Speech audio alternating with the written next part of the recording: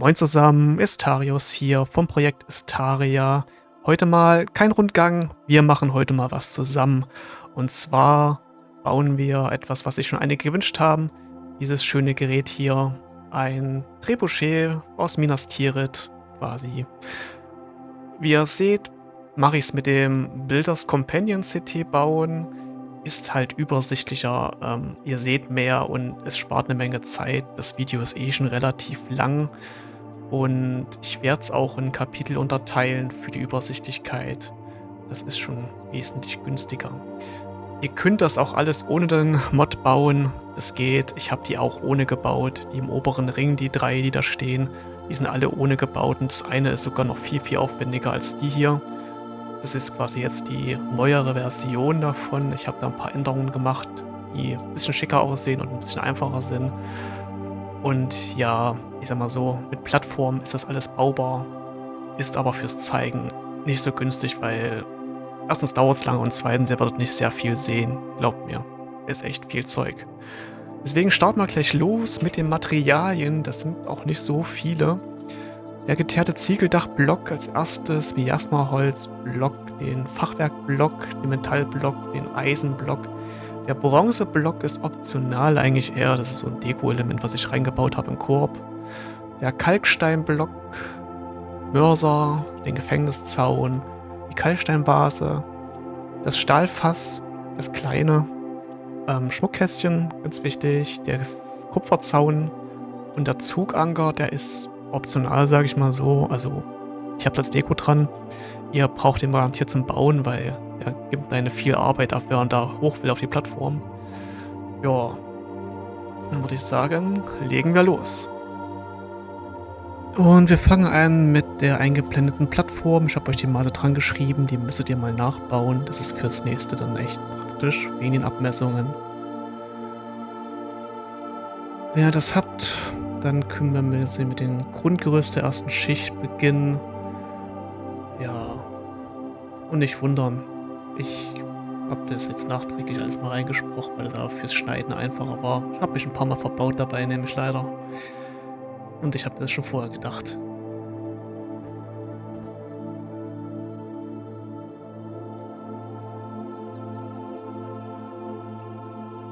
Theoretisch könnt ihr es auch ohne Plattform bauen. Ich habe es halt mit Plattform gebaut, weil die ja an sich drehbar sein sollen, die Trebuchets. Aber ist in sich auch Geschmackssache.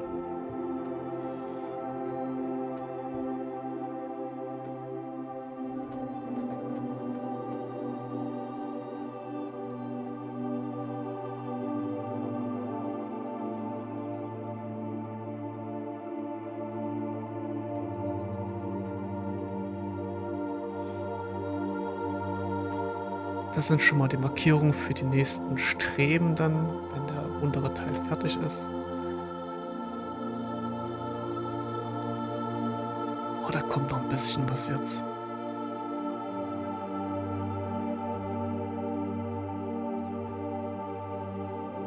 Hab da auch eine ganze Weile überlegt, wie ich das ein bisschen sinnvoll takte halt auch, damit man es besser nachbauen kann. Da ich das ja immer relativ durcheinander baue meistens.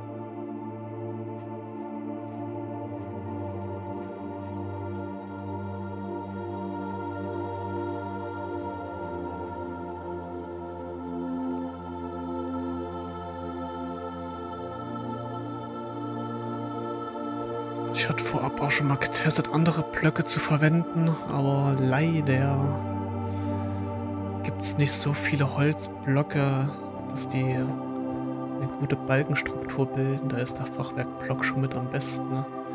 Hat nur leider das nervige Problem, dass die Kanten halt so, ja, ausgefranst sind. Da wäre so 'n Nadelholzblock oder Palmblock besser, aber die sind halt zu schick für diese Sache halt. Ich hoffe mal, es gibt noch irgendwann andere, dann werde ich vielleicht noch mal was Neues bauen draus, aber aktuell ist das wahrscheinlich das Beste, was passt.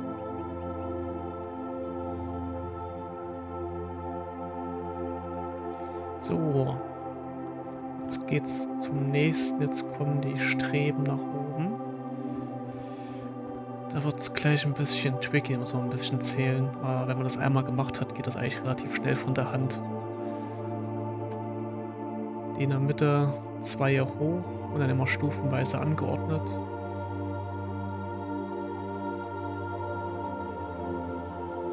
Also, wenn ich's nicht immer selbst vergessen würde manchmal.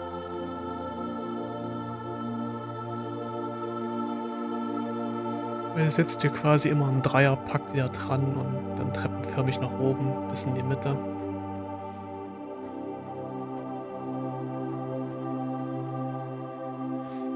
Und hier sieht man auch, dass es halt sehr schön oder eher nicht so schön ausfranst.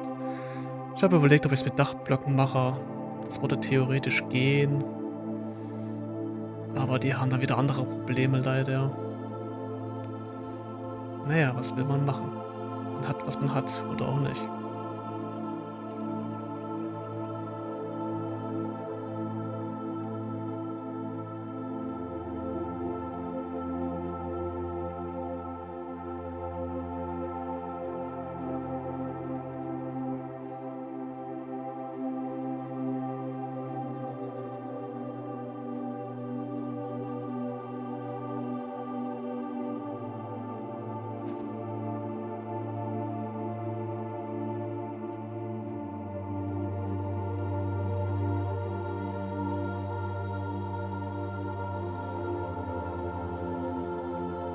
Ich glaube, ihr werdet auch erkennen, warum ich das mit dem Mod quasi mache, bauen.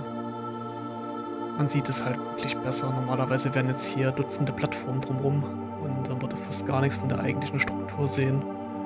Das macht sich zum Nachbauen echt nicht so dolle.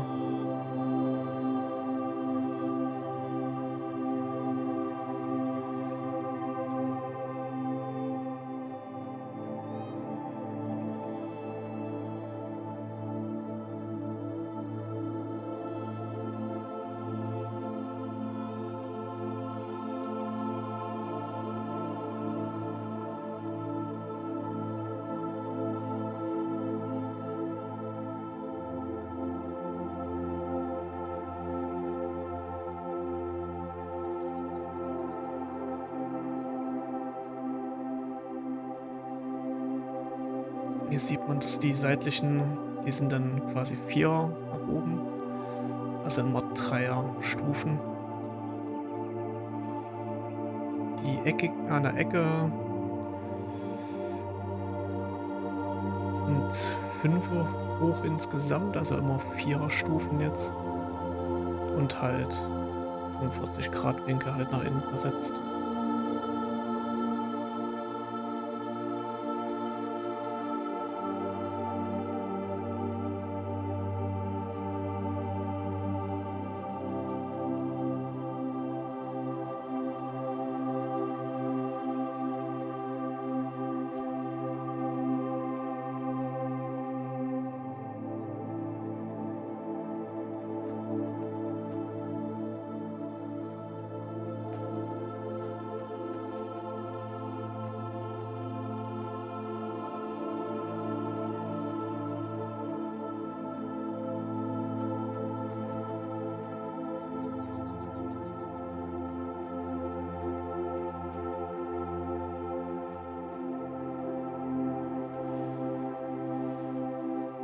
Ich hatte auch überlegt, ob ich das Video vielleicht einfach kürze irgendwie, dass die, sag mal so, die parallel gebauten Sachen halt einfach zeitraffermäßig kommen. Aber ich sag mal so, mit Timestamps geht das wahrscheinlich dann einfach. Da kann sich jeder selbst aussuchen, wer es gerne hätte und die Sachen überspringen.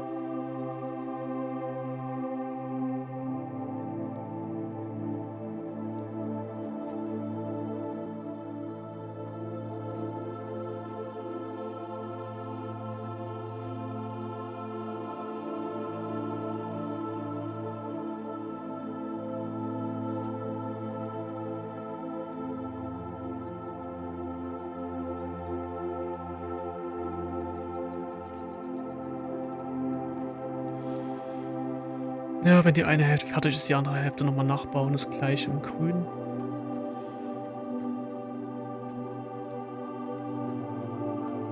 Ist quasi noch der leichte Teil vom ganzen Gerät an sich.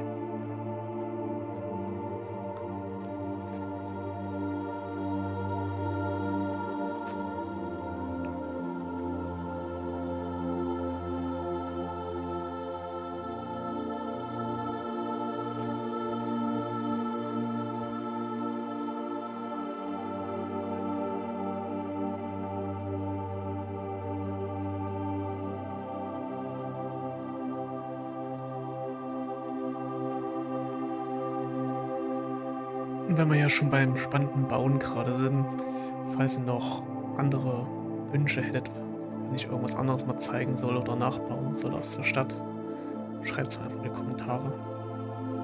Dann kann ich mal gucken, ob ich noch ein Video dazu mache, zu speziellen Gebäuden oder irgendwelchen Gerätschaften, die in der Festung stehen.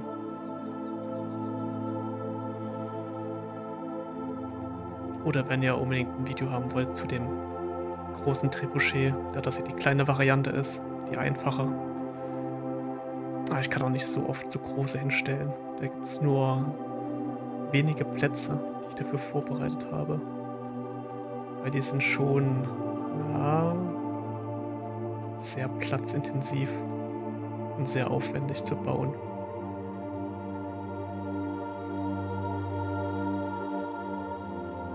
Die würden beinahe das Doppelte mindestens dauern an der Zeit.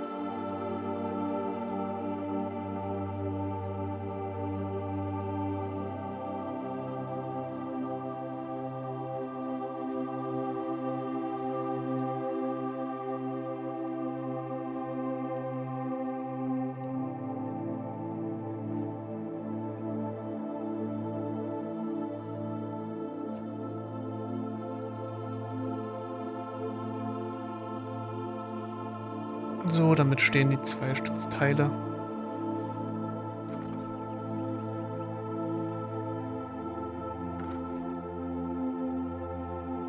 Und noch die Trägerstange für den Wurfarm.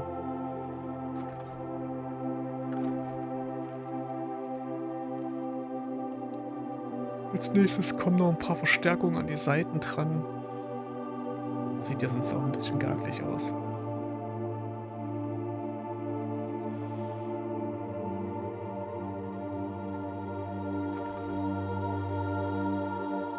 Da orientiert ihr euch am besten an den äußeren Streben, dass ihr quasi an jeder zweiten Stufenkante oben die Streben ansetzt.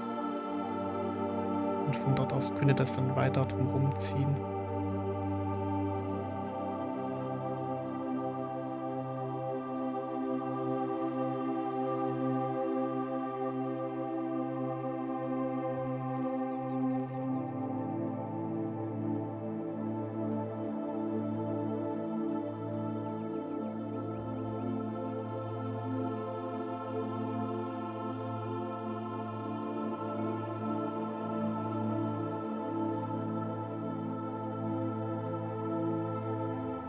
einen schrägen macht er dann aber immer den zweiten Block dann da weg, dass ihr halt eine Einerreihe bekommt, die schräg geht, damit es nicht so sperrig aussieht.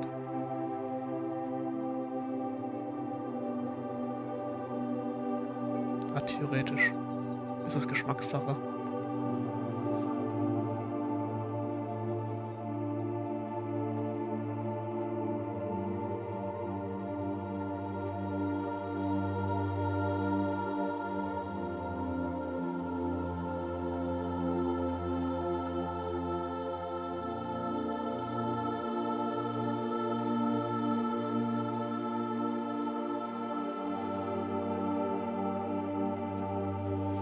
Ganz wichtig, unten kommt keine schräge Strebe hin, die nach hinten zeigt. Da wo der Wurfarm quasi, wenn er geladen wird, reingezogen wird. Einfach aus Platzgründen, da dort noch ein paar die, Räder zum Spannen des Trebuchets reinkommen. Und das wäre alles viel zu eng sonst. So, damit wäre das Grundgerüst quasi fast fertig. Jetzt kommen schon mal innen die Streben rein für die weiteren Anbauten dann.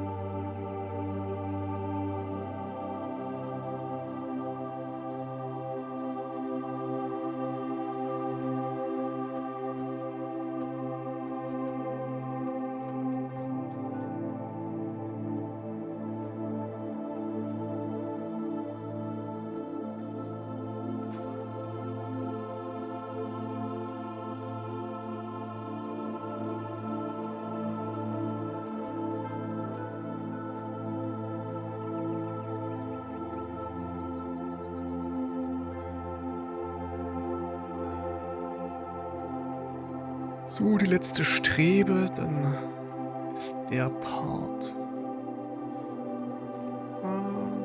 Nicht ganz.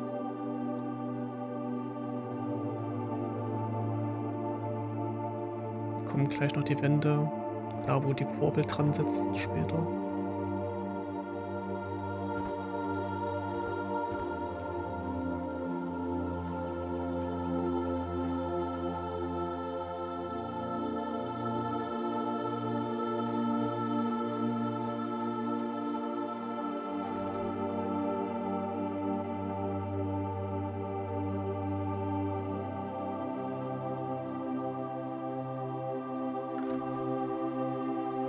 So, auf zum nächsten Part. Jetzt kommt der Wurfarm. Der ist, ja, wenn man's während 'n Trick raus hat mit den über Ecken nach oben bauen, so schräg mit den Einerblöcken geht das eigentlich. Kann aber auch sehr fummelig sein. In der Mitte 3 hoch und dann auch noch mal die Ecke draufsetzen als Abstandshalter für den dritten Arm in der Mitte, damit das immer gleichmäßig ist.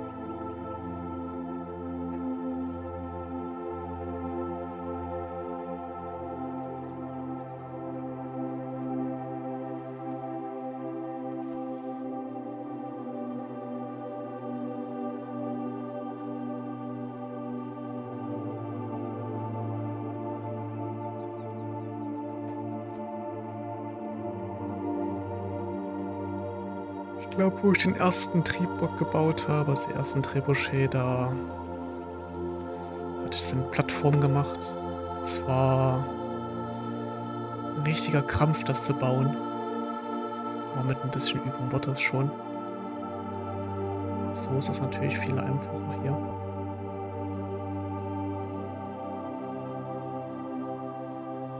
Müsst halt drauf achten, wo quasi in welche Richtung der Baublock halt andockt, damit das passt. Das ist ganz wichtig.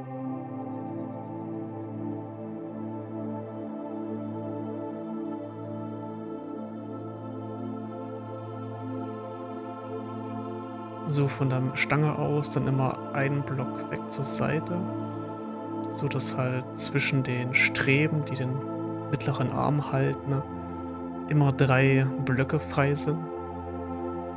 Das wird quasi so die durchgehende Abmessung für den Wurfarm, für die Streben.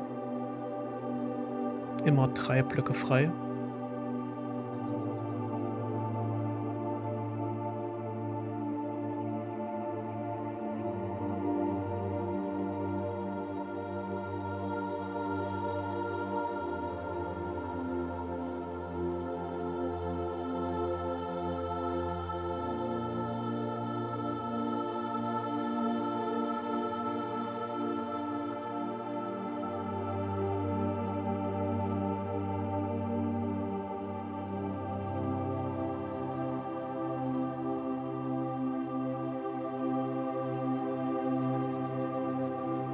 Und der Arm wird jetzt nach oben hin so verlängert, dass man quasi jetzt wieder 3 Blöcke freilässt, die nächste Strebe macht, das dann wieder wiederholt, sodass man 3 Streben auf der Breite erstmal hat.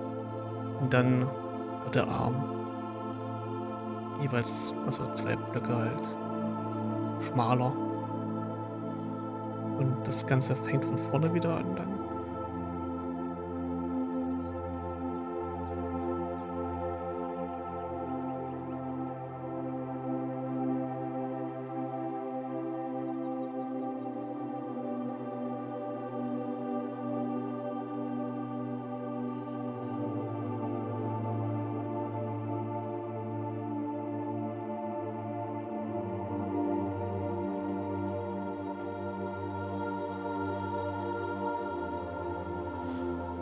So, wenn ihr das habt, dann braucht man wieder einen Block frei, Arm verlängert halt. Und auf dem zweiten Block, der quasi die Mitte von diesem Abstand ist, da wird der innere Block wieder angesetzt, um den Arm zu verjüngen auf beiden Seiten. Ist ein bisschen tricky, weil dadurch, dass die Blöcke sich halt so verändern, je nachdem, wo man andockt, ist das am Anfang relativ verwirrend. Aber das kriegt man raus, wenn man das ein paar Mal macht. Und jetzt geht es gleich wieder nach oben. Der mittlere Arm, der wird erstmal straight durchgezogen.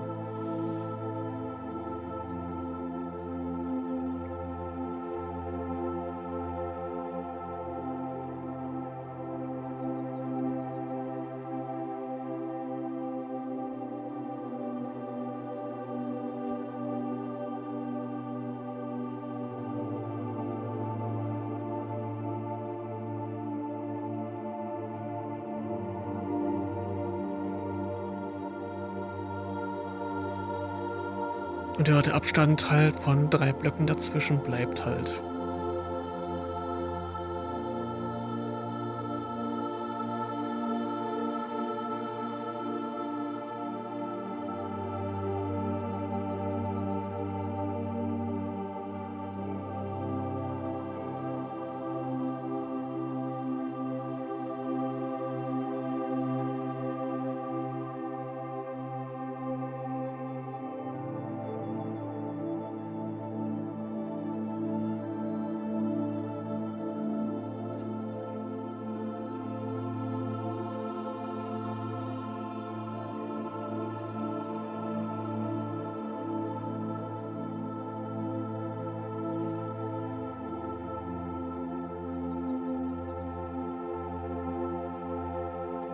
Und ebenfalls kommen auf dieser, ja, Dicke vom Arm 3 Streben rein. Wieder einen Block freilassen. Am zweiten Block wird der innere angesetzt, um den Arm wieder dünner zu machen.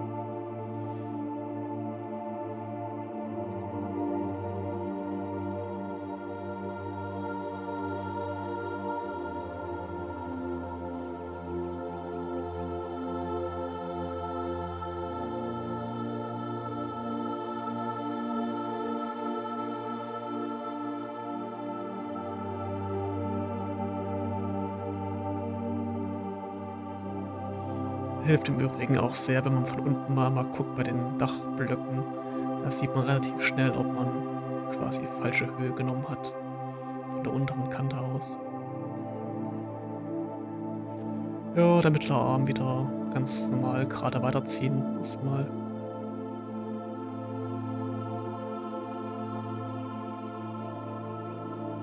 Abstand bleibt der gleiche.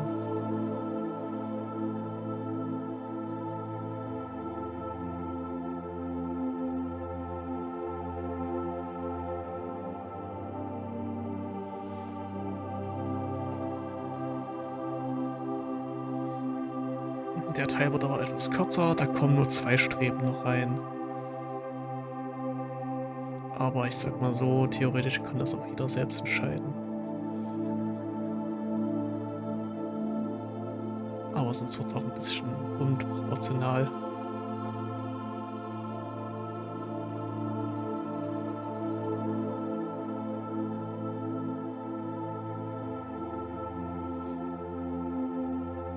Wie bei den anderen Teilen, ab dem zweiten Block halt, kommt die Verjüngung. Jetzt kommt hier der letzte Abschnitt.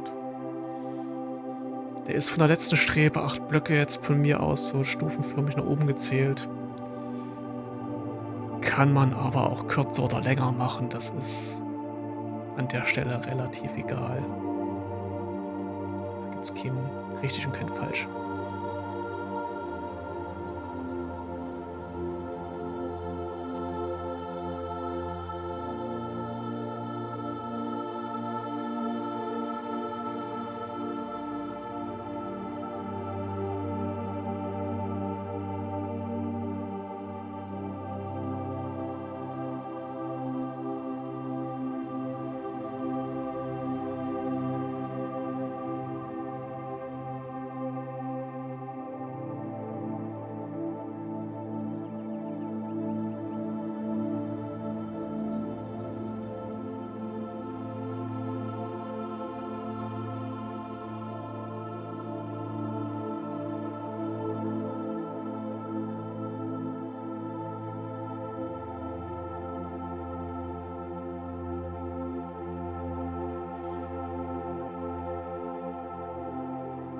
So, oberer Teil fertig.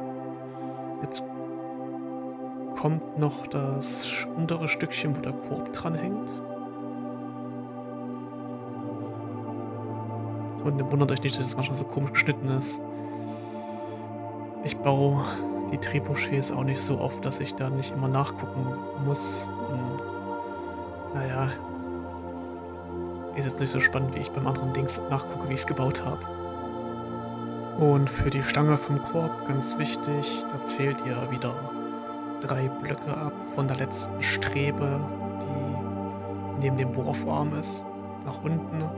Und da kommt die Stange rüber, da wo der Korb dran hängen soll.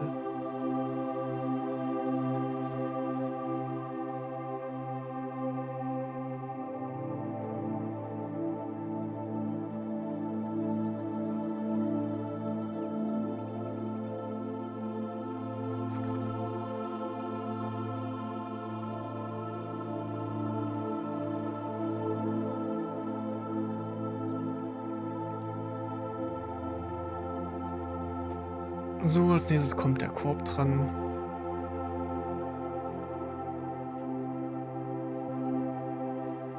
Da ist an sich nichts Weltbewegendes.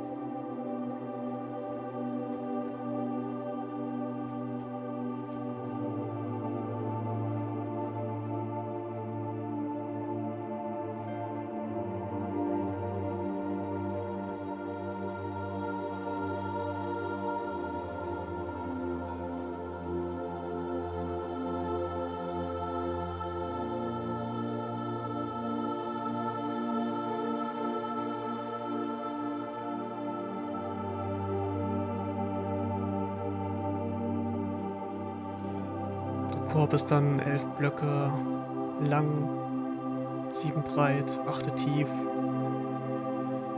Ja, nix Besonderes an sich.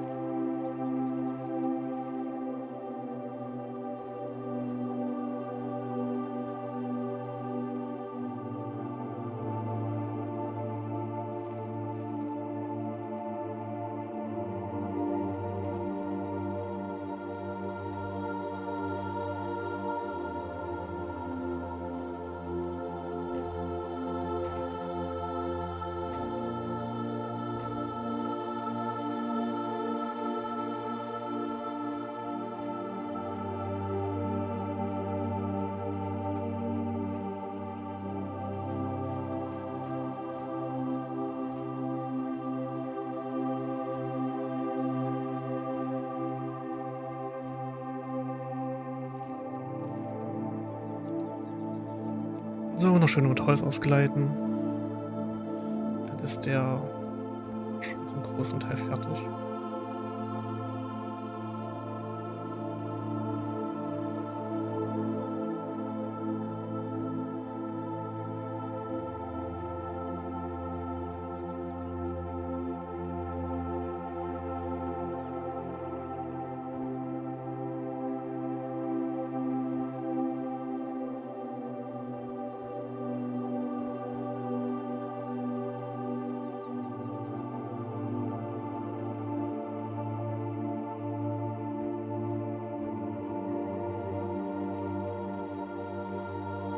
Und hier wäre bei den Verzierungen, aber die sind ja wirklich dann.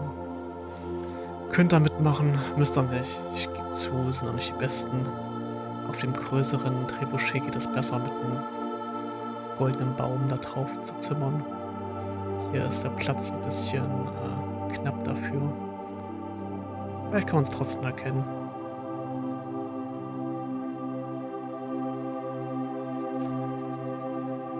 Gibt auf alle Fälle ein bisschen Farbkontrast.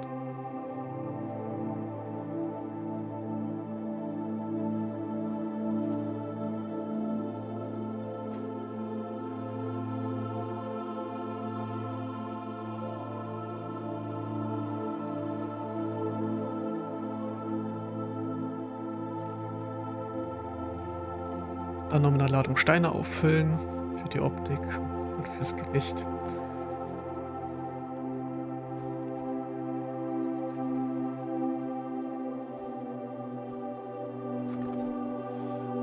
Jo, da war es so schwer mit dem Korb.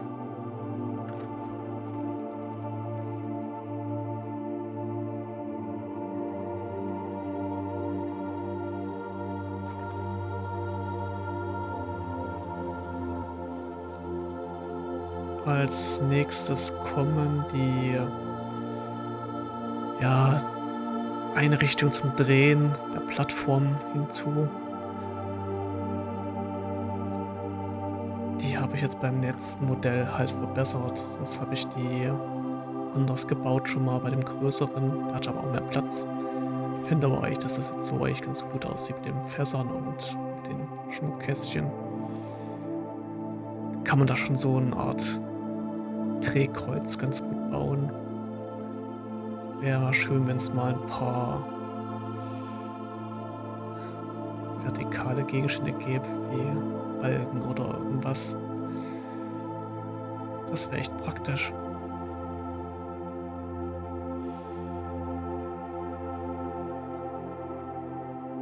Denkt hier dran bitte, wenn ihr die 8x8 Platte drunter gelegt habt für die Höhe, um die Kästchen zu platzieren, dass ihr die mit Z dann löscht, damit ihr nicht irgendwelche anderen Sachen wieder wegreißt dabei.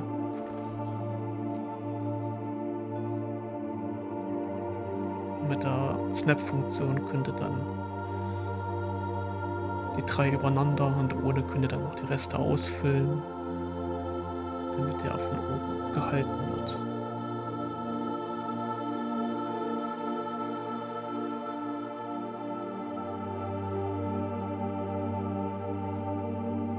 Und am besten noch was gerade drauf.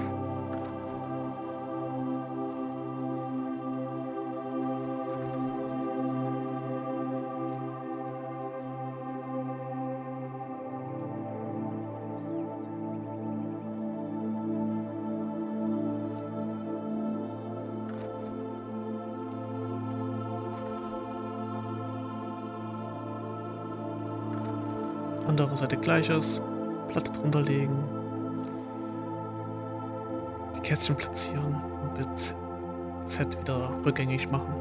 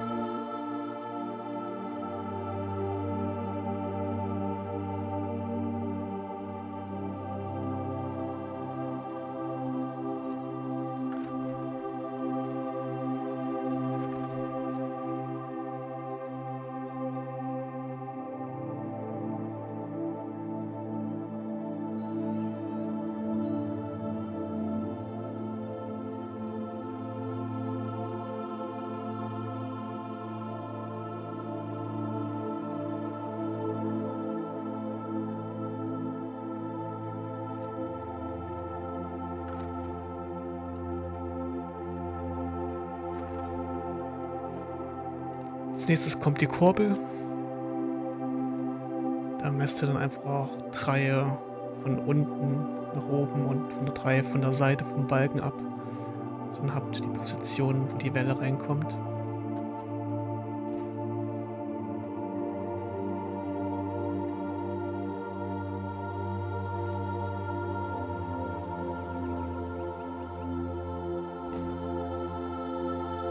Es wäre ja echt schön, wenn es so Holzblöcke gäbe, die so cleane Kanten haben wie Metallblöcke. Dann könnte man da einen schöneren Look für sowas bauen eigentlich. Aber mal schauen, vielleicht kommt das ja noch.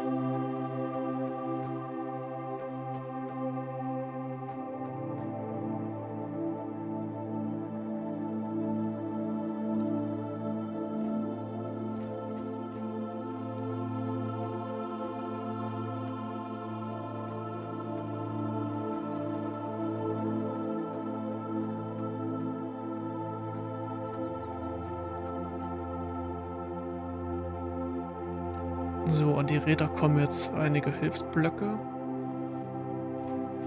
Da zum Kurbeln braucht man ja ein paar Stangen. Die Stangen werden wieder mit den Schmuckkästchen gebaut. Und irgendwo müssen die ja drauf.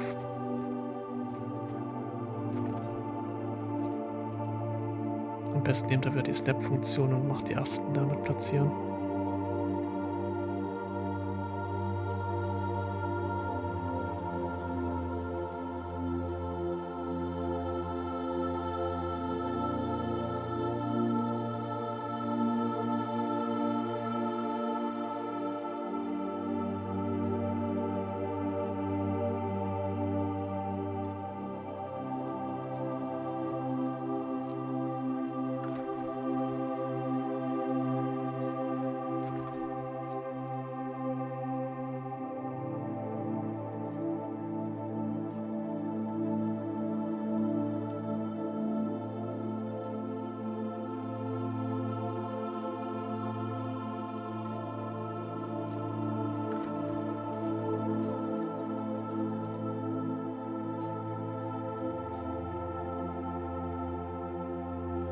So, gleiches Spiel auf der anderen Seite genau das gleiche.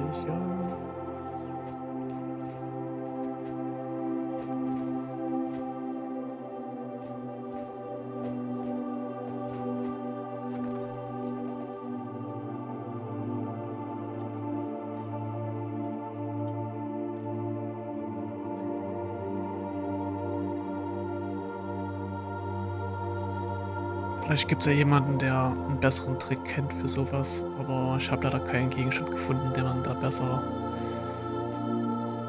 nehmen kann, um solche seitlichen Stangen, die ein bisschen breiter sind, zu imitieren. Da gibt es leider echt wenige Sachen. Falls ja, schreibt's mir gerne. Da kann ich es vielleicht beim anderen Mal verbessern.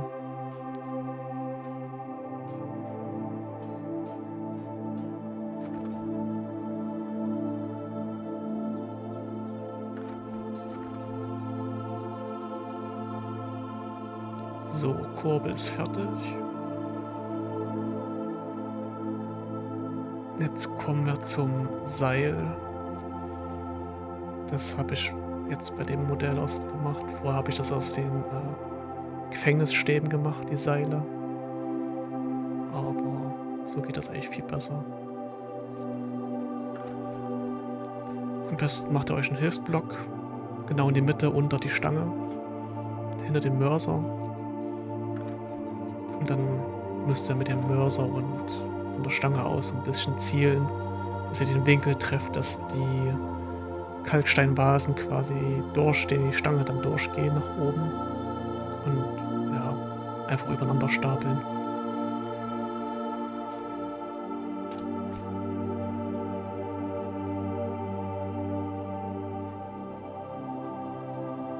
Und macht die Anzeige vielleicht aus. Ich habe es auch gemacht. Das ist ein bisschen einfacher, weil dann kriegt man nicht diese ganze Zeit dass man es auswählen kann von den vorigen Vasen, die dann im Weg sind.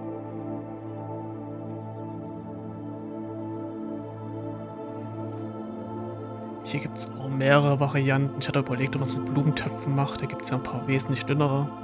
Dann könnte man filigranere Seile machen. Aber ich habe mich ja nicht dafür entschieden, weil, ich sag mal so, die Vasen sind zwar relativ dick, aber die Farbe ist halt viel besser für ein Seil. Seile sind halt nicht rot. Da kommt das hier schon viel besser, auch wenn es ein bisschen dick ist. Aber ich sag mal so, man kann auch die Töpfe nehmen, aber da platziert man halt auch eine ganze Ecke mehr von den Dingern.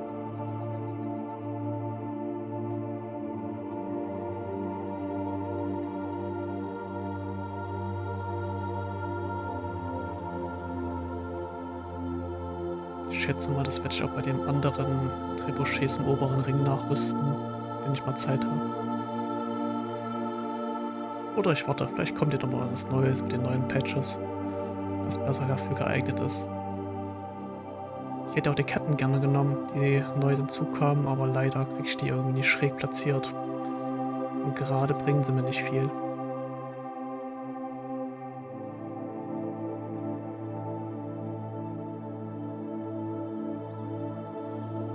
Und voilà, ein Seil. Aus Vasen.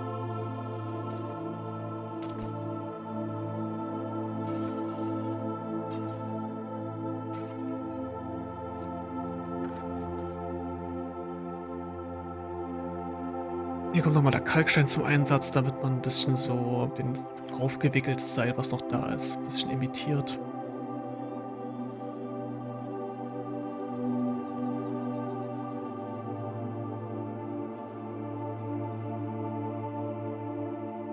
Kommt jedenfalls von der Farbe her am nächsten dran.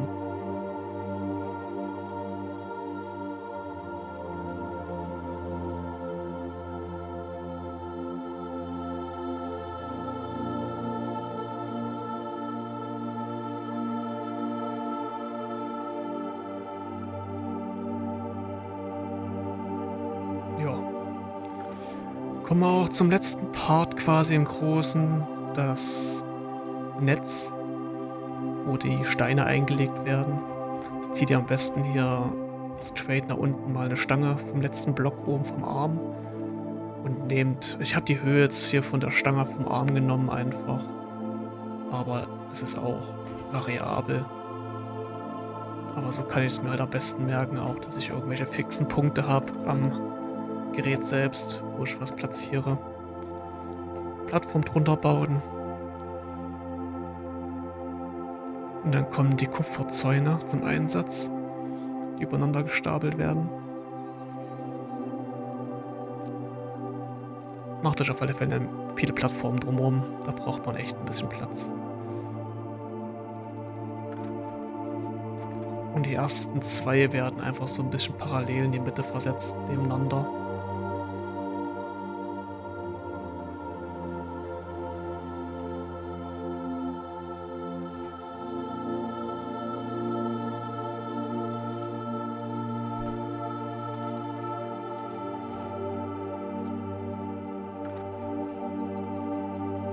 Dann wieder Hilfsplattformen drunter setzen, sodass die Spitzen nur rausgucken vom Zaun.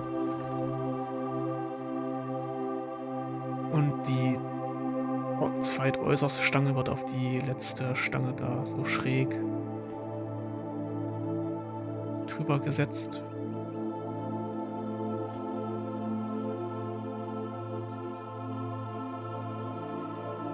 Kann ein bisschen tricky sein, aber es geht.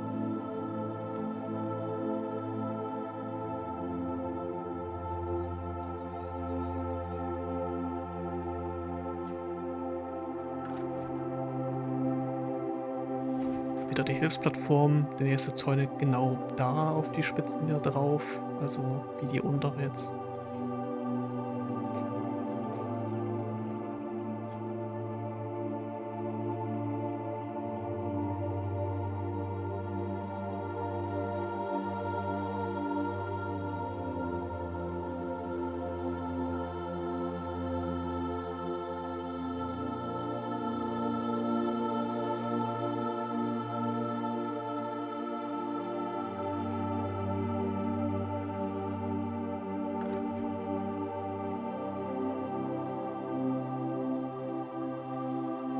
Die nächste Reihe wird so mittig, also von der mittleren Blocksäule ausgerichtet, so ein bisschen weiter außerhalb als der Rest.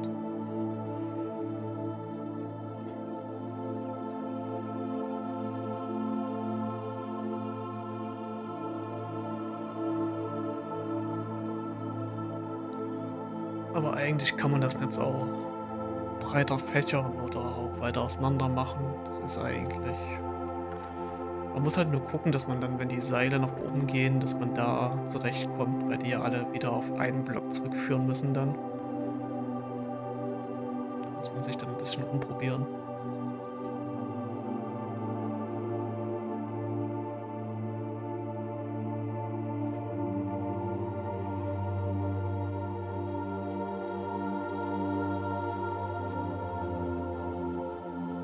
So, als Seile kommen hier die Stangen zum Einsatz. Die sind echt gut dafür. Also was Dünneres gibt's fast gar nicht dafür jetzt gerade.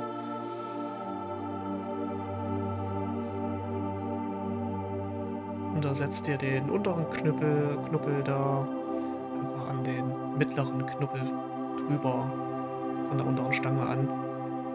So ein bisschen angeschrägt nach innen, sodass es alles zusammenläuft, die ganzen 4 Stäbe.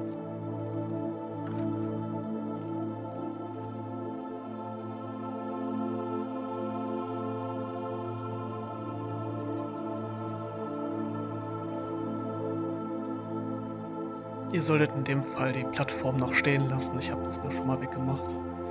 Aber ihr müsst ja die ganzen Plattformen dann zum Bauen noch haben.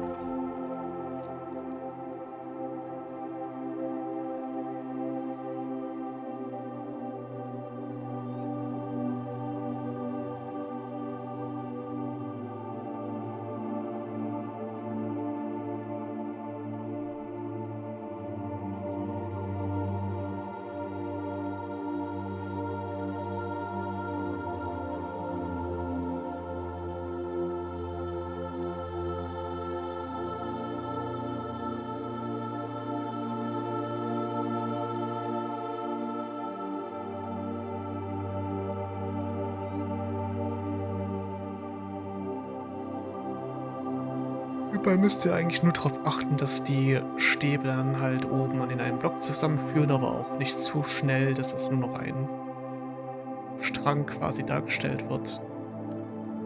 Ist ein bisschen Rumprobiererei. Ist jetzt nicht so, als würde es da so ein richtiges Falsch oder richtig geben.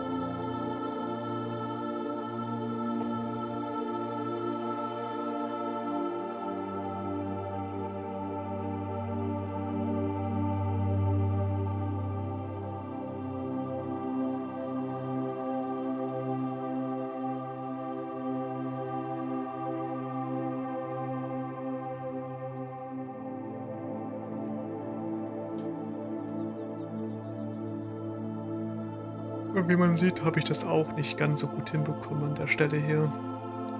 Das geht mal mehr, weniger gut, aber passt schon so.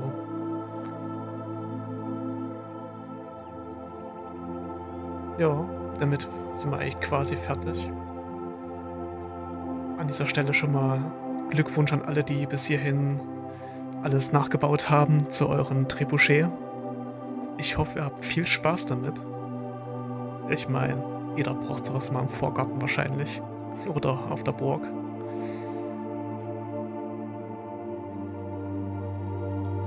Und die Zugplattform hättet ihr auch schon früher bauen können. Die sind ja ganz praktisch, da oben wieder hochzukommen.